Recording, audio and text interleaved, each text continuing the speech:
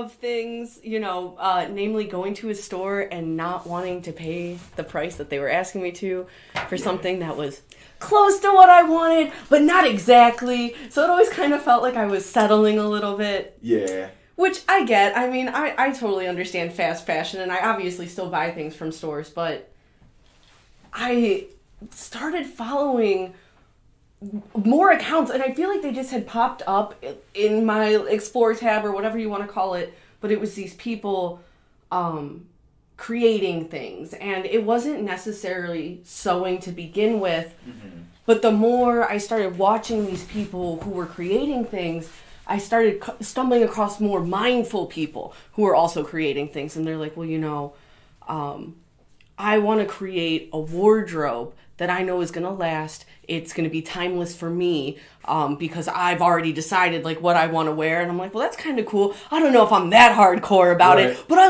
like where like that idea was coming from. Right. So I just like took the plunge. I asked Nick to buy me a sewing machine, and he did. And that was last year. And the first thing I actually made was an apron. Like just a kitchen apron. Super easy. But I'll tell you what, the high you get from creating something that first time, I feel like watching people that inspire you is totally cool. But once you start doing that thing and it feels good to do it, that alone will start to inspire you, because you're like, oh, I can make this. I can make that. Right. Oh, let me try this out. And it just goes from there, because you just keep pushing the envelope, and I think that's really cool. So I guess that's maybe a little bit of a tangent, but that's what got me going and kept me in, dog. You hear? For other things, work life. Yeah, I guess you can say that. It definitely, you can find anything to cope, because you're gonna just look for the stuff that makes you feel good and gives you that release. So absolutely, sewing does that for me. It gives me that release, and that's pretty cool. I got to the point where while I was working, I would think about the things that I wanted to be sewing. I'm like, oh man, here I am at my day job, thinking about my dream job. Not that it was ever meant to be a job, but it's just kind of funny. No, I got you. It is.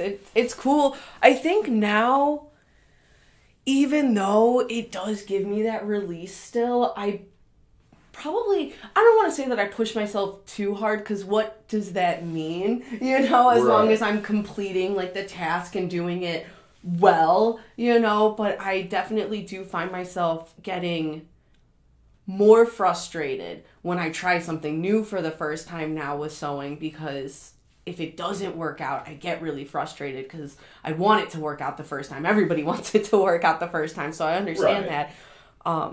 So there have been a couple times recently where I've had to take breaks from it, but when you get that finished object,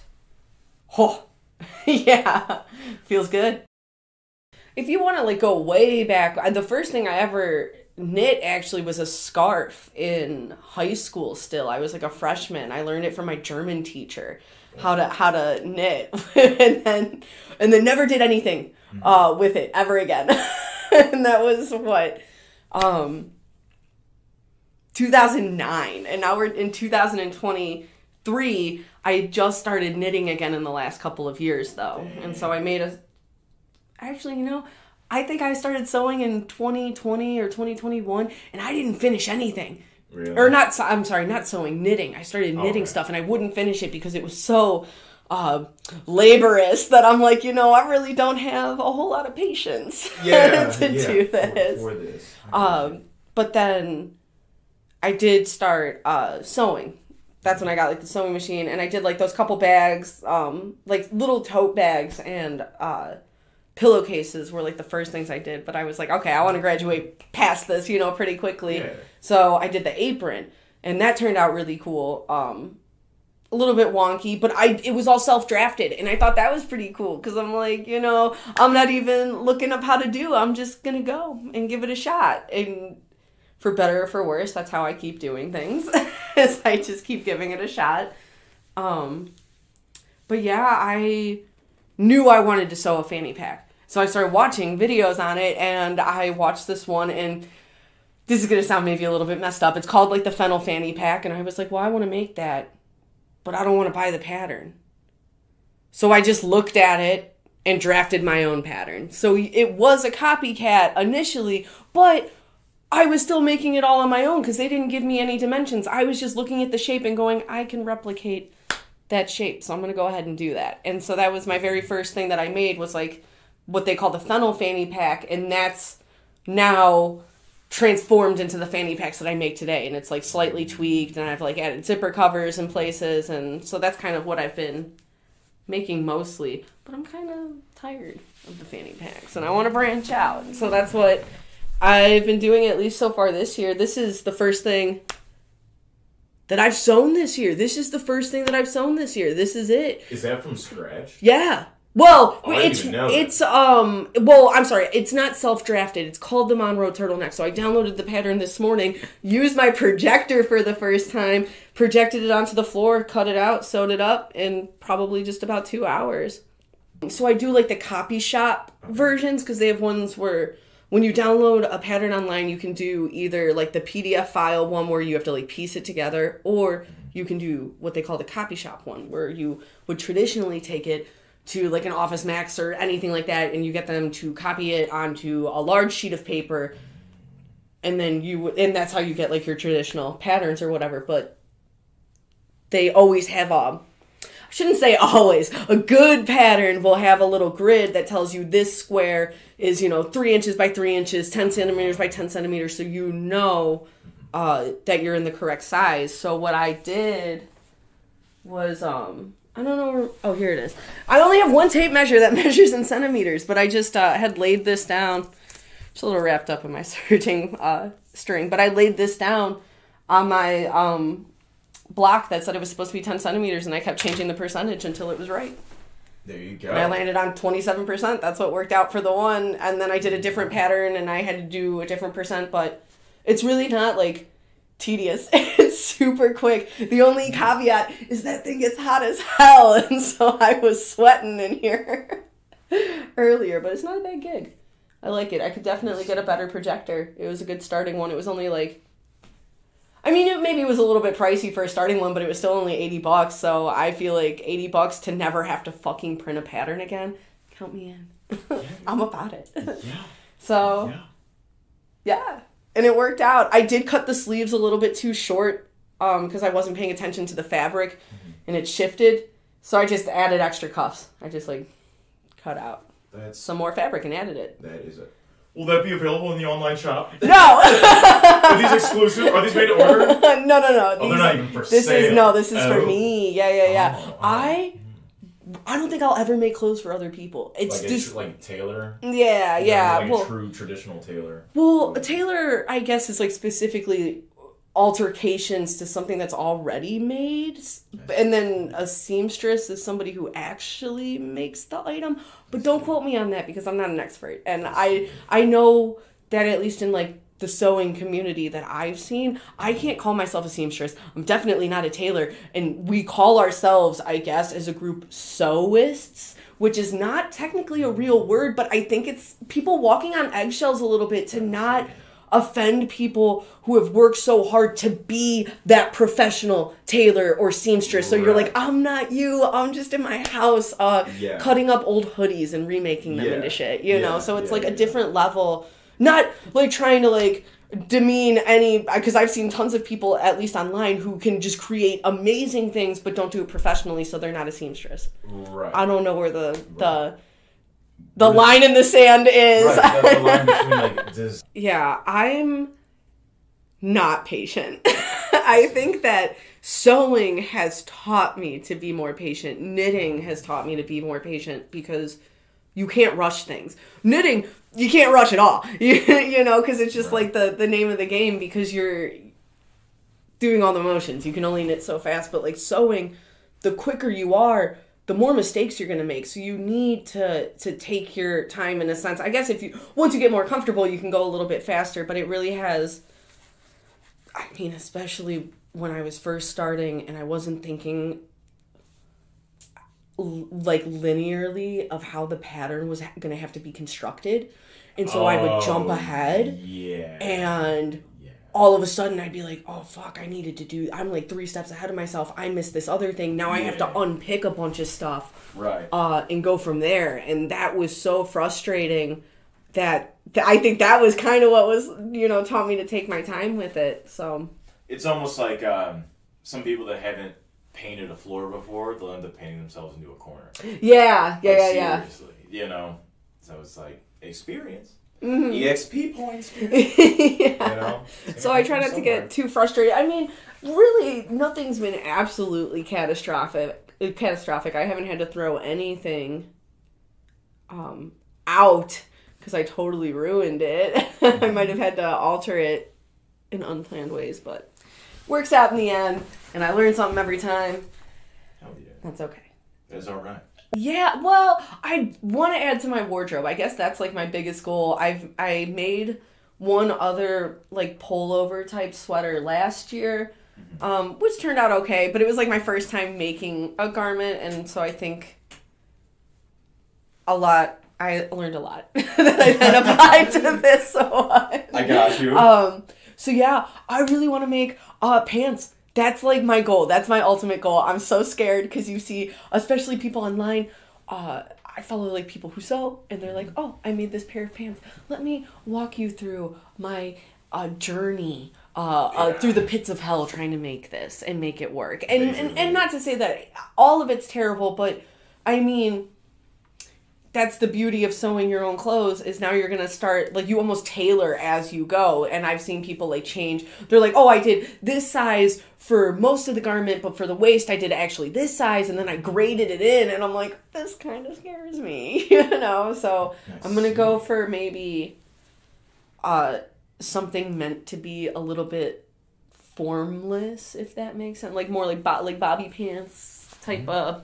Something flowier, like something flowier or whatever to start like a linen-y type of pants. But yeah, I totally want to make like a pair of pants this year. That would be so sick. Is there anything that... Freaking everybody in my life is supportive of it. I haven't seen a single person who was like, maybe you just shouldn't sew. There's no one would say something like that. Right? Maybe you should be less self-sufficient. Right.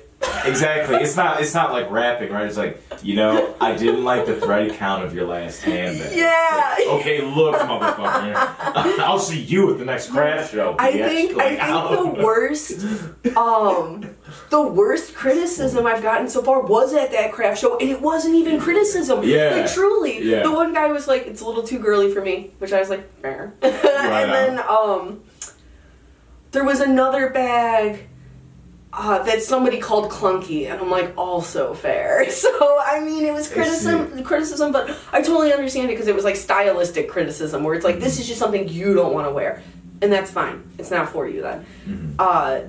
But yeah, everybody's been really about it. My family's almost kind of annoying because they're like, oh, can you make me this? Can you make me that? And I had like flipped it back on my mom it was after I made the dress for my niece for Halloween, and my mom was like, oh, I want you to make me something like this, can you do blah blah blah? And I was like, how about you learn to sew? And I was like, you can even use my sewing machine and you can go for it. And she was like, well, I don't think it's that hard to do. And I'm like, then do it. Exactly. Then go and do it. Exactly. No, I bought it is mainly fabric. I mean, shit, man, it takes so much fabric to like do stuff, but no, I haven't really bought too much thread. I bought a massive pack of multicolored thread.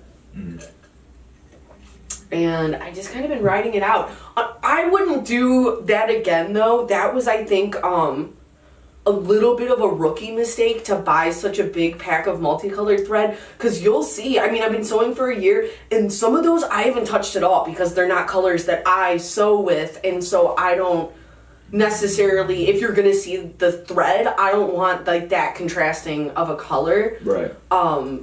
So I think next time I probably would not buy like a big pack. I might still do varieties of like neutral colors because neutral thread goes with like everything because it's neutral, ergo the name. So yeah, I don't go through thread too often, but when I was making, I don't have an example in here, these rope bowl things, that takes a shit ton of thread. So I guess there are things you can sew that take a lot. They're just not things that I sew a lot of. So yeah. That is sweet.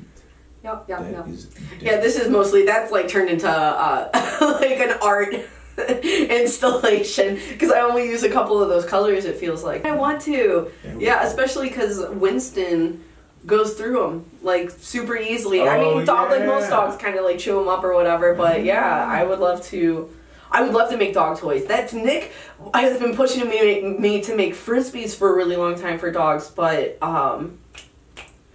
the material that I think that I would have to use might be a little bit too thick and heavy duty for this machine. I think I would need because there's so many different types of sewing machines, so I would just have to find one maybe a little bit more industrial that would be able to handle that workload. Well, I'll start. I don't know. I mean, a couple of people have like hit me up online for things. I think most of the stuff I've sold has been in person, mostly just because like of that one event. That was obviously the most things that I've sold. But yeah, it's a lot of. I don't know. It's a good mix. Because people see shit online and then say, "Hey, I want to buy that," and I'm about it. Nick the other day.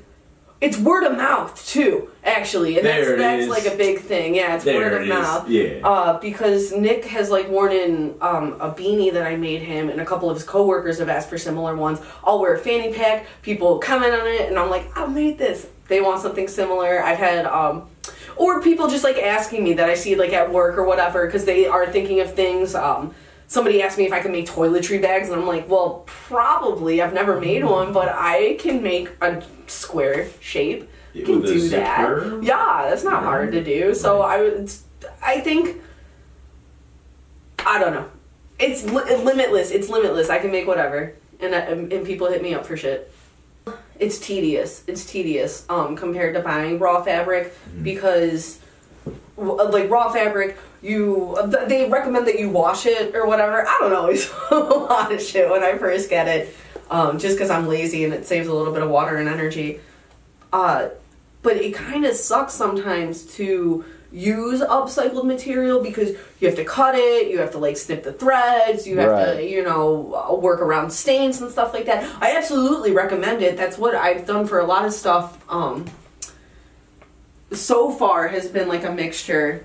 Raw fabric gets expensive, though. I think that's part of the problem. Getting it by the yard. Yeah, I suppose. And I have even messed up buying online. I hate buying online because you can't really. You don't know what you're getting. You have a good idea of what you're getting, and part of it is like me not reading item descriptions. A little bit of user error there. But I had bought fabric. Actually, this fabric, I think this is like, I had bought it from a website, and I thought that I thought it was going to be bigger than it was, is really what it came down to. I got a yard lengthwise, but widthwise, it was only about 2 feet wide, which is a lot smaller than like if I went to like a big box store, like Joann's or Hobby Lobby or Michael's or something like that. Right.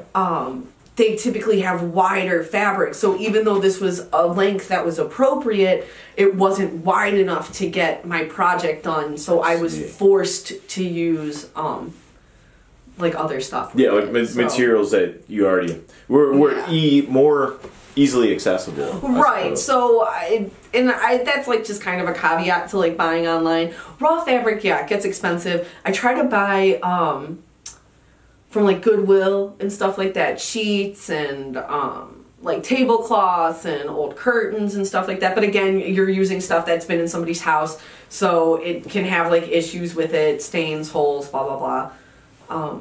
Or I try to always look at like the remnant sections of big box stores where it'll be like, oh, we only had this much of like the fabric or whatever, so you can get it for 50% off or 75% off. Right. So then I end up walking away with smaller samples of things that I can piece together to make something greater. It almost kind of takes into like consideration like quilting in a way. Yes. I've seen a lot of people like quilt things together and not make it into a quilt. It's just like that like type of like idea behind it where you're just piecing shit together. And I think that's really cool too, and I'm not offended by that. So you know what? I guess the most basic definition would be something that makes you feel anything. Like, I don't care if it's good or bad. If it makes you feel something, it's probably art. That's it.